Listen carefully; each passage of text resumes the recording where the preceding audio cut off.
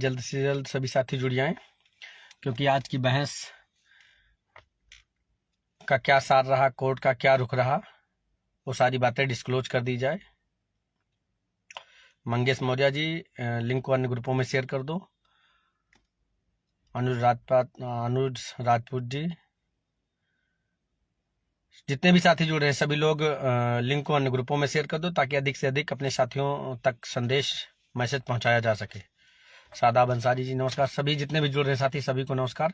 हम अपनी बात शुरू करते हैं, क्योंकि एक्चुअली है क्या, आज का जो कोर्ट में जो बहस हुई वो किस दिशा में बहस हुई, क्या सार रहा उसका आप लोगों को अवगत कराना जरूरी होगा। क्योंकि हमारी टीम के पास इतने वो नहीं है कि जो है कि बार बार लाइव आकर के बताया जाए, लेकिन आज जरूरी है, इसलिए बताना आप लोगों को जरूरी है। क्योंकि जैसे ही आज ये मुकदमा जो है लंच से पहले टेकअप हुआ, तो कोर्ट ने कहा कि लंच के बाद आइएगा, लंच के बाद इसे सुनते हैं।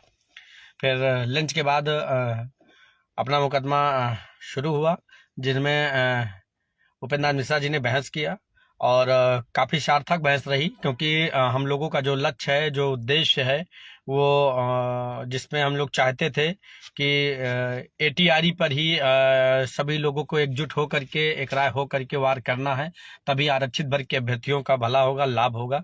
अन्यथा अगर कोई ये सोचे कि कुछ हिस्से हमको मिल जाए, वो कोई ये सोचे कि कुछ हिस्से मुझको मिल जाए, तो ना उनको कुछ लाभ मिलेगा, ना हमको कुछ लाभ मिलेगा। इसलिए जो भी रहा या जो भी कुछ है, सबको छोड़ करके सभी आरक्षित वर्ग के काउंसिल को, साथियों के जो लीडर्स हैं, सभी को ये सोच लेना होगा, दिमाग में बैठा लेना होगा कि हमको सिंगल बेंच के जो जजमेंट आया है ओम प्रकाश शुक्ला जी का, जिसमें एटीआरई को भर्ती का भाग माना है, सिर्फ उतनी ही बिंदु पर ही हमको बहस कराना है, और इंटायर लिस्ट डिसेंडिंग ऑर्डर में क्वालिटी पॉइंट सहित मुझे मांगना है।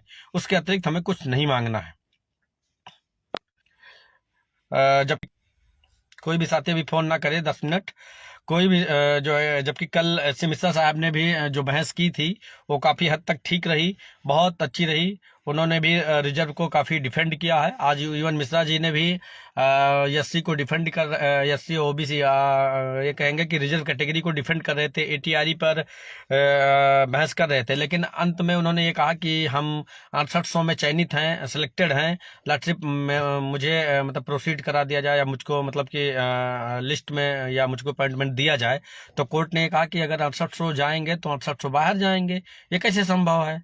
तो फिलहाल सारी जो है बहस तो काफ़ी अच्छी रही, लेकिन अगर ये दिमाग में बैठा करके मतलब लाई जाएगी कि सिर्फ इतनी सी कर दी जाए, तो वो ठीक नहीं होगा, और वो उनके लिए भी नुकसानदायक रहेगा और हमारे लिए भी नुकसानदायक रहेगा।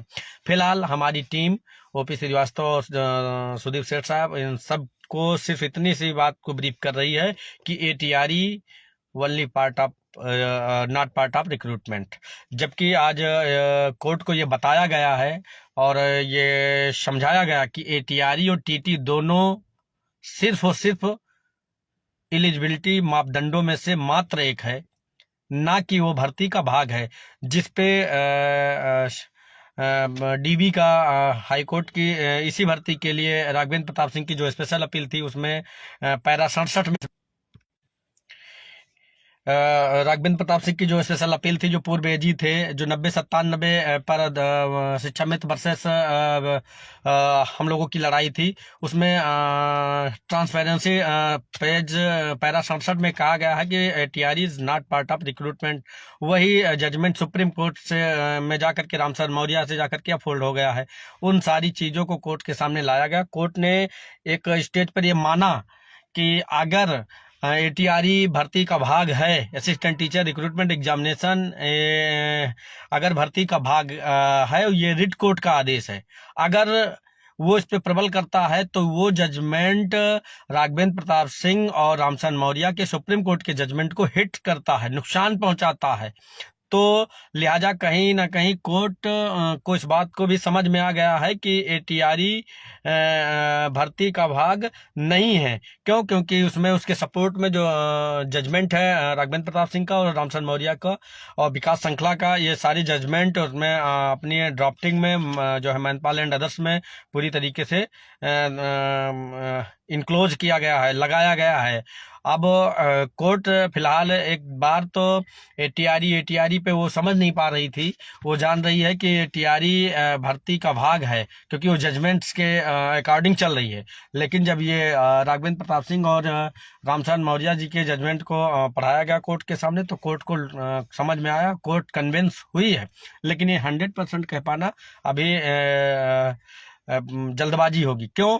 अब हम सभी आरक्षित वर्ग के अभ्यर्थियों से इतना कहेंगे, जो भी काउंसिल बहस करे वो सामूहिक अगर लड़ाई मतलब सभी के हितों को सुरक्षित करना चाहता है या आगे कुछ अपने और अपनी नस्लों के लिए कुछ करना चाहता है, तो सभी को इस बात को बताना होगा। रामचंद्र मौर्य, विकास श्रृंखला, राघवेंद्र प्रताप सिंह, जो भी अन्य स्टेटों के जजमेंट आए हैं एटीआरई पे, वो सभी को बताना होगा और ये कहना होगा कि ये सिर्फ भर्ती का भाग ये भर्ती का भाग नहीं है। अगर भर्ती का भाग है तो इस भर्ती में 1,46,060 कैंडिडेट पास हुए हैं, वहां से रिजर्वेशन मिलना चाहिए मुझको, ना कि 69,000 के सापेक्ष मुझे रिजर्वेशन मिलना चाहिए। क्योंकि टीटी में 4,10,000 कैंडिडेट अपियर हुए, उसके बाद में एटीआरई में 1,46,060 कैंडिडेट पास हुए। अगर वहां से अगर हम ये भर्ती को भाग मानते हैं तो हमको 1,46,060 पर 50% रिजर्वेशन, 50% रिजर्व दे।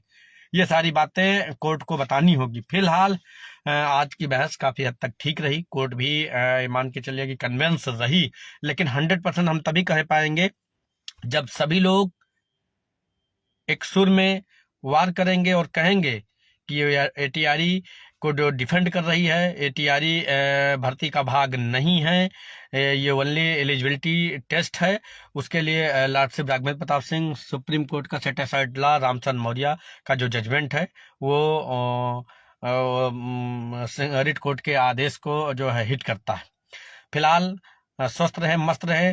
कंटिन्यू बहस लगातार शुरू है, चल रही है, कल भी कंटिन्यू बहस होगी। और जो भी साथी इसमें मतलब लड़ रहे हैं, सभी काउंसिलों को यही अपने अपने काउंसिल को निवेदन करेंगे वो सिर्फ एटीआरई को ही डिफेंड करे और एक एंटायर लिस्ट मांगे कि एटीआरई भर्ती का भाग नहीं है, और स्टेट और कोर्ट ऐसा कोई सरकमटेंस जो है आदेश करे कि जो एक एंटायर लिस्ट बने, वो क्वालिटी पॉइंट्स और सब category, appoint category, applied category, quality point, इन सारी चीज़ों को डिस्क्लोज करते हुए एक 69,000 की एक इंटायर लिस्ट स्टेट पब्लिश करे, जिससे भर्ती में ट्रांसपेरेंसी बरती जा सके या ट्रांसपेरेंसी रूप से ये कहा जा सके कि भर्ती जो है नेट और क्लीन है। फिलहाल इन सारी चीज़ों को चार्ट बना करके हम लोगों ने अपनी ड्राफ्टिंग में जो महिंदपाल एंड अदर्स है उसको दे दिया गया है। जिस दिन कोर्ट को मतलब के सबमिशन देना होगा, उस दिन उन सारी चीज़ों को मार करके कोर्ट के सामने लाया जाए। ज्ञान प्रकाश जी, ये ईडब्ल्यूएस नाटक यहाँ नहीं हो रहा है। जब ईडब्ल्यूएस पे कोई चर्चा नहीं हो रही तो उसमें ईडब्ल्यूएस का क्या बहस उस पर करना है? हमको एटीआरई डिफेंड करना है, ना कि ईडब्ल्यूएस से हमको कोई मतलब थोड़ा ना है। हमको अभी तो एटीआरई डिफेंड करेंगे।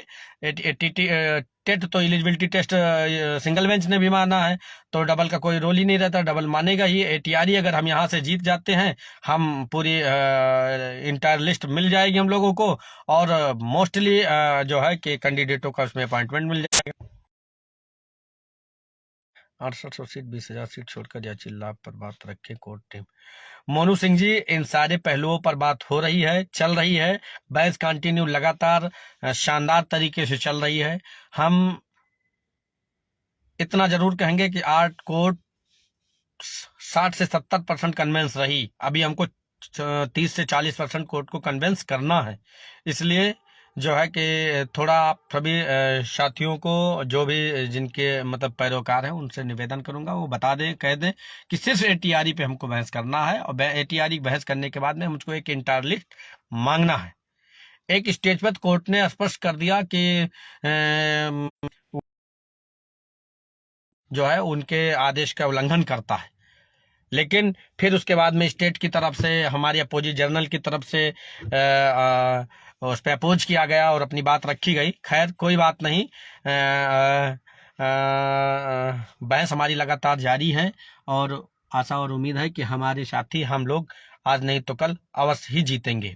और कोई सवाल हो तो आप लोग पूछ लीजिए, वरना अब कोर्ट में है, हम लोग अपने अपने घरों को चले, क्योंकि तैयारियां शाम को पी श्रीवास्तव साहब के यहाँ चल करके और भी मतलब ब्रीफिंग करनी है कि कल आगे कैसे कैसे जो है बहस करवानी है।